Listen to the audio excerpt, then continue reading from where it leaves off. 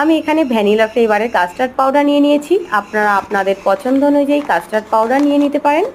এবার একটি ছোট বাটিতে অল্প পরিমাণ দুধ নিয়ে তাতে আমি 2 টেবিল চামচ কাস্টার্ড পাউডার নিয়ে নিচ্ছি।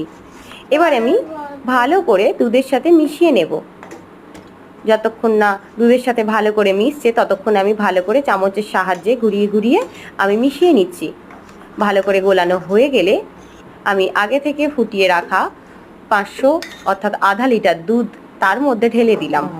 এবার আমি স্বাদ অনুযায়ী মিষ্টির জন্য গুড় মিশিয়ে নিচ্ছি। আপনারা আপনাদের পছন্দ অনুযায়ী চিনিও মিশিয়ে নিতে পারেন। এবার সামান্য ফের 2 থেকে 3 মিনিট আমি হিট করে নেব, অর্থাৎ অল্প থকথকে হয়ে আসলে সেটা আমি নামিয়ে 4 থেকে 5 ঘন্টা ফ্রিজে রেখে দেব।